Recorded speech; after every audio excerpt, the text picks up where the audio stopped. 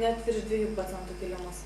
Gerų naujienų pažėrė UBS bankas pranešdamas, kad keičiasi vadovas, o Didžioji Britanija toliau siekia didinti garantijas banko aktyvams.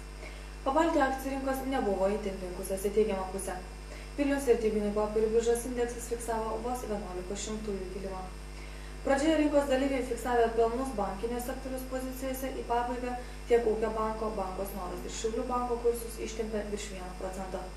Didesnė apyvarta ir toliau pasižymėjo Teo LT akcijos kritusios vos 1 centu žemyn. Tačiau bendras biržos aktyvumas lieka labai menkas, mat vietiniai smulkieji investuotojai nesugeba išjudinti rinko. Iš viso akcijų perleista už 747 tūkstančius litų. Kaimyninės Latvijos vertybinių popierių biržos indeksas kilo 2,57%. Beveik 6% šoktelėjo Grindex akcijų kaina, kurią įtakos turėjo skelbti geri 2008 metų veiklos rezultatai. Visgi geras naujienos neišjudino rinkos ir apyvarta siekia vos kiek daugiau kaip 5000 latų. Talino vertybinių popierių biržos indeksas garmėjo žemyn net 4,65%. Investuotojus nuvylė skelbti prasti Talino kabomonio rezultatai, į kuriuos sureaguodama rinka tempia kainą žemyn 13,5%.